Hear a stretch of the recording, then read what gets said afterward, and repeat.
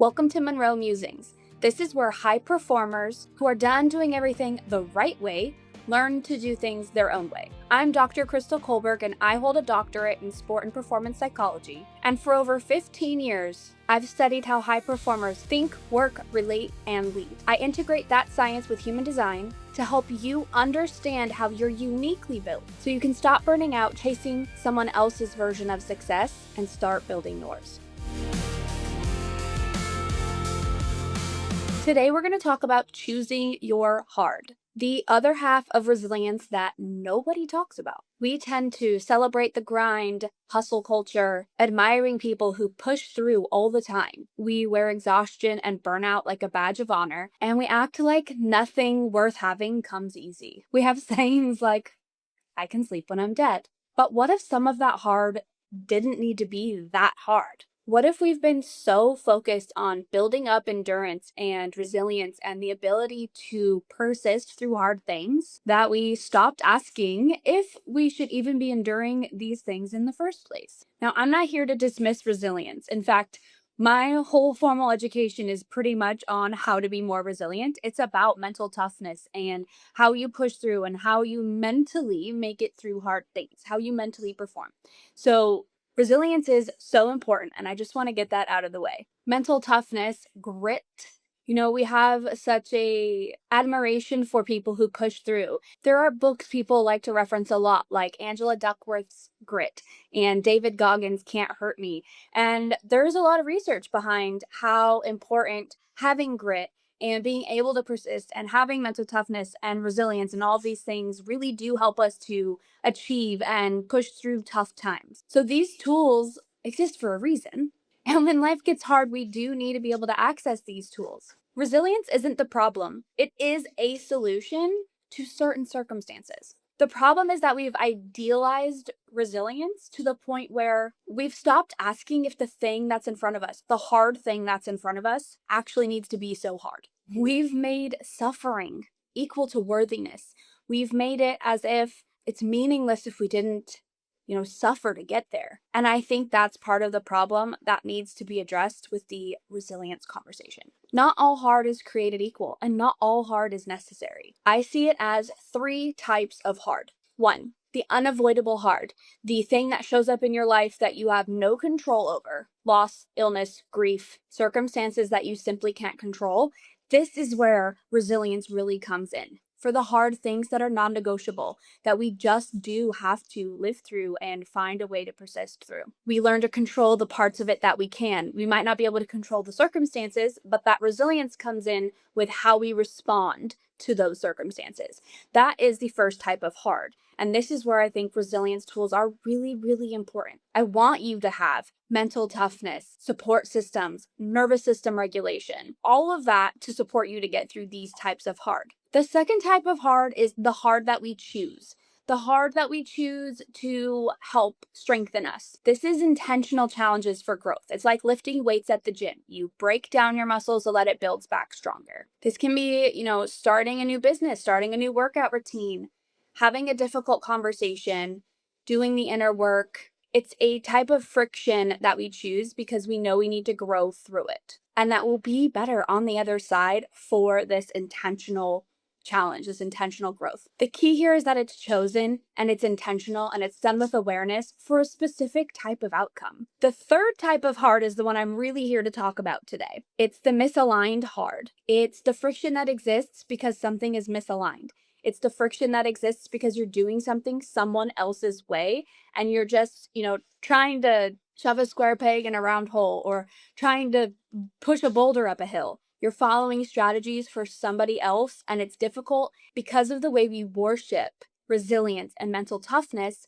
You're thinking of this as making you more worthy and that the outcomes will be stronger for you and you'll be more deserving of it in the end because you worked so hard. But that's not true because it doesn't even need to be that hard in the first place. You're operating on someone else's systems. Someone taught you what worked for them, and so you're trying to copy that, and it's not working for you. But you're burning out and pushing against your own wiring, your own blueprint, your own energy, because you think their way is the right way, because they've taught it as the right way, because it worked for them. Or the way you were raised or the way society or culture taught you something made you abandon yourself to do things their way, the expected way, and it's burning you out. It's making things hard. And instead of taking a step back and being more aware and changing your approach, you're trying harder and harder and harder to do things the wrong way. And that hard feels like it's going to bring a bigger sense of accomplishment because of the way we worship resilience and mental toughness. And while I commend you for the perseverance, this doesn't have to be that hard. I think it's a lot of wasted energy. It's not really resilience, although it is because you're persisting, and I commend you for that. It's misalignment with a good PR strategy. It is like, why waste your energy, your resilience energy, and your mental toughness on something that's simply the wrong strategy when you could be saving that energy and using it for resilience that matters in times of need, or for the growth types of resilience that will actually bring you desired change, where this one has no purpose other than simply burning out your energy along the way.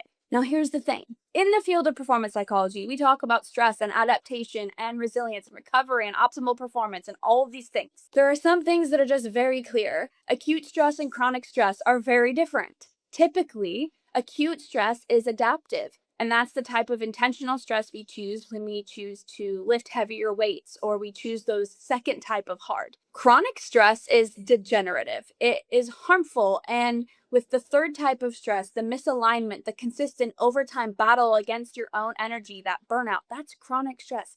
That is not helpful. It is a waste of your resources. Chronic misalignment, chronic stress, chronic burnout and deterioration over time, it's not building more resilience. It's not building your mental toughness.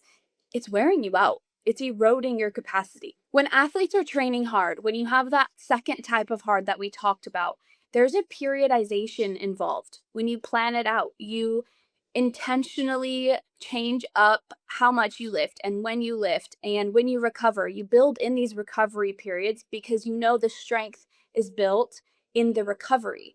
When you're living in constant stress, constant burnout, constant misalignment, and you're pushing and trying to be mental tough because you can do more and you need to prove it, there's also a caveat here for potentially having an undefined ego center, which we'll talk about in another episode. When you have this chronic, consistent, perpetual misalignment strategy, you're not building in recovery time because the strategy is just how you're functioning. So in addition to what the science says, let's hop over to human design for a minute. Human design is where we personalize how we perform, how we operate. It tells us a lot about how our own natural energy works, how we naturally make decisions, and how we learn best, and how we interact with others. It gives us so much information about our natural operating system. And for many of us, we have been conditioned out of that way and into a way that worked for someone else or that society expected of us or our parents expected of us.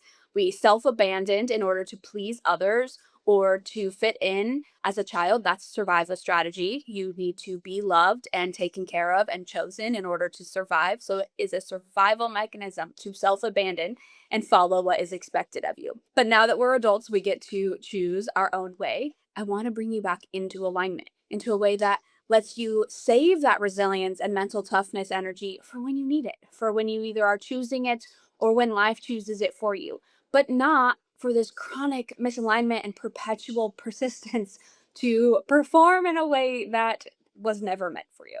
Now, I mentioned earlier the undefined ego center, which is something I have, and I'm actually going to talk about a few undefined centers right now.